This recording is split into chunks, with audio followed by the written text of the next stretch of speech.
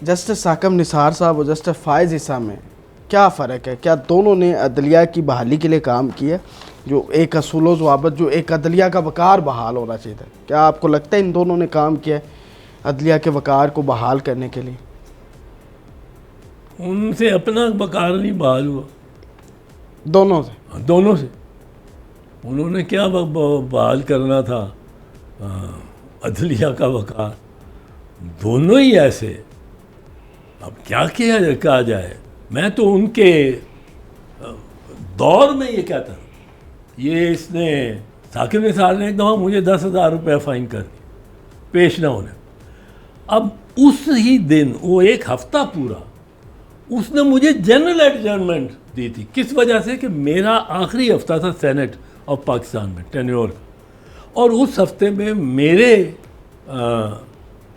लिए सेनेटर्स ने, कुछ MNAs ने और कुछ गवर्नमेंट की तरफ से तकारीब थी आखिरी हफ्ते की, और मैं मेहमान ख़ुसूसी था बेशतर में। तो मैं चीफ जस्टिस साकिब के पास गया, मैंने कहा ये मैं दरख्वास्त दे रहा हूँ कि ये 7 दिन है, अगला हफ्ता मेरा लास्ट वीक है द सेनेट, और मैंने उधर डिवोट करना है। ये जो अभी मौजूदा चीफ जस्टिस साहब हैं, इनकी क्रेडिबिलिटी के हवाले से क्या कहेंगे? क्या ये बेहतर है? बाकी जो 2 चीफ जस्टिस के मैंने नाम लिए हैं, जस्टिस फ़ाइज़ ईसा और साकिब निसार, उनसे बेहतर है काजी ये अपने चीफ जस्टिस मौजूदा जो हैं? चीफ जस्टिस मौजूदा अफरीदी या जी या अफरीदी साहब। या अफरीदी पे मुझे ज़रा तरस आता है। इतनी अच्छी रेपूटेशन थी, इतनी अच्छी रेपूटेशन थी, पर अब चीफ जस्टिस हैं, लेकिन जिस तरह 3 किस्म के दर्जे होते हैं सिविल जज के, सिविल जज 3rd क्लास, सिविल जज 2nd क्लास, सिविल जज 1st क्लास। सिविल जज जो होता है 3rd क्लास, हमारे ज़माने में, मैं जब सिविल जजी में का वकालत करता था, तो उसके 25,000 रुपए तक की मालियत अगर दावे की हो तो वो सुन सकता था। सिविल जज 2nd क्लास जो था वो 5 या 3 या 5 लाख के दावे था, और सिविल जज 1st क्लास जो था वो सारे ही, हर केस चाहे उसकी कितनी भी मालियत हो, उस केस में मुतनाज़ा ज़मीन है, उसकी मालियत 20 करोड़ है, तो वो भी केस सुन सकता है। अब ये चीफ जस्टिस खुद सुप्रीम कोर्ट जज 2nd क्लास बन गया। कैसे? आप देखें, अब 2 किस्म के जजेज हैं सुप्रीम कोर्ट में।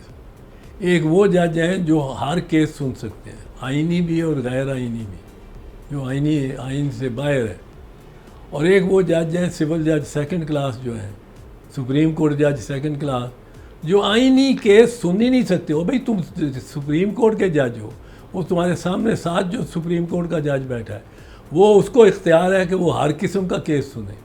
आप कैसे सुप्रीम कोर्ट के जज हो कि आपकी उस इतनी जुरिस्डिक्शन नहीं, आप सिर्फ अब 26वीं तरमीम को नहीं मानते? आप सिर्फ ये जो है मियाँ बीवी के झगड़े, हाँ, कोई लोन या कर्जे का झगड़ा, कोई सूद का झगड़ा, कोई आलू टमाटर का झगड़ा, आप ये केस सुन सकते हैं। आइन का के आते हैं तो आप चूँकि सिविल जज 2nd क्लास हैं भाई साहब, आप सुप्रीम कोर्ट के जज 2nd क्लास हैं।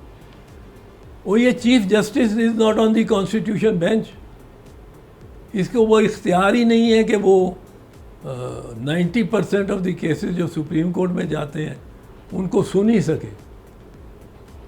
15 जज लगा दिए हैं जिनको सिविल जज 2nd क्लास बनाया, उनके लिए कोई 20% केसेस सुप्रीम कोर्ट के सुनने वाले होंगे उनके इख्तियार में। तो ये तो कोई इस पे मुझे तरस आता है, इस चीफ जस्टिस पे। जो चीफ जस्टिस तो है, मैं बहुत इसका एहतराम करता था, मुझे बहुत ये अच्छा लगता था, बड़ा सेंस ऑफ ह्यूमर था, बड़ा लॉ नोइंग था, है, होगा अभी भी। और अब वो सिविल जज 2nd क्लास बना हुआ है, सुप्रीम कोर्ट जज 2nd क्लास, जिसके इख्तियार में ही नहीं है कि उस कॉन्स्टिट्यूशन आइन से मुतल्लिक, और जो सुप्रीम कोर्ट में ज़्यादातर तो आइन और मानी और वज़न रखने वाले, अहमियत रखने वाले ज़्यादातर तो जजेस केसेस जो हैं वो होते हैं आइनी इख्तियार समात में, तो ये नहीं है। अच्छा सर,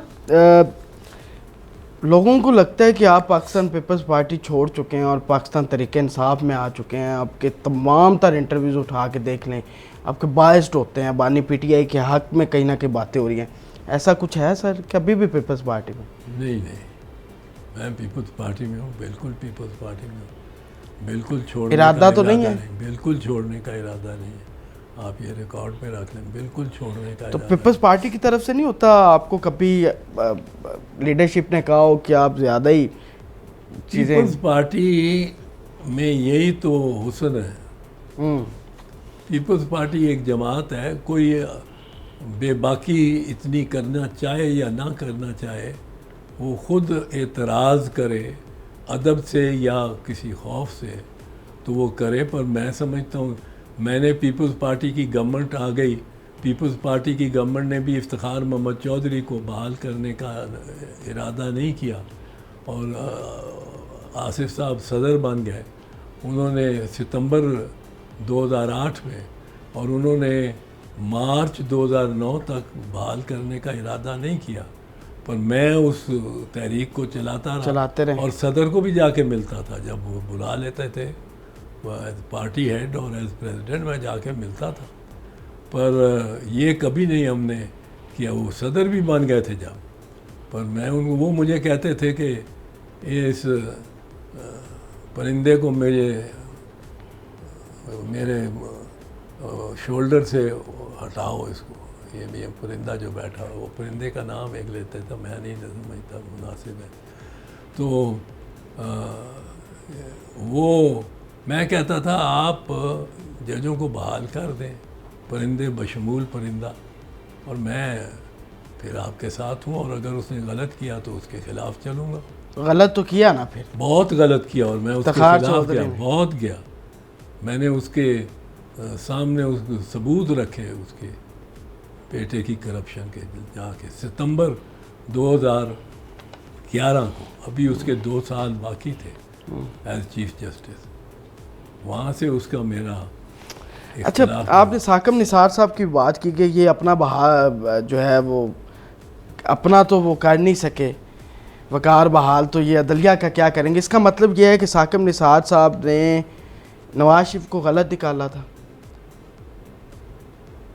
ये बात फैसला जो उनका ये फैसला था वो गलत था, जो नवाज शरीफ पैनामा वाला वो केस जो है ना सुप्रीम कोर्ट के, अगर सलमान अकरम राजा भी शामिल थे इस टीम में। नहीं, मैं पैनामा का केस जो है सलमान अकरम राजा उसकी तरफ से, नवाज शरीफ की तरफ से पेश हो रहे थे। अच्छी बात है, उसकी तरफ से मैं भी पेश हुआ हूँ। उसकी पहली हुकूमत के बाद जब उस पर अताब आया। आप तो सबके फेवरेट वकील रहे हैं, आप चाहे सियासत जिस मर्जी पार्टी से करें, बतौर वकील आपको सब ने जो है कहीं ना कहीं आपको उन्होंने टच ज़रूर किया, ये तो है। तो ये पनामा वाला केस ठीक था नवाज शरीफ के ऊपर? पनामा वाला केस इसलिए ठीक था कि उसमें अकामा जो है, अकामा क्या है, वजारत उज़्मा से हटा देना ठीक था। अकामा क्या है? अकामा है एक सर्टिफिकेट कि मैं फ़लाँ कंपनी या फ़लाँ शख्स गैर मुल्की कंपनी मैं काम का मुलाजिम हूँ। हूँ। अब किसी प्राइम मिनिस्टर को ये इख्तियार है कि वो बरतानिया का प्राइम मिनिस्टर इंडिया के रिलायंस ग्रुप में डायरेक्टर लग जाए या एम्प्लॉयमेंट ले ले, प्राइम मिनिस्टर होते हुए। अकामा तो ज़्यादा ख़तरनाक था मियाँ साहब के लिए।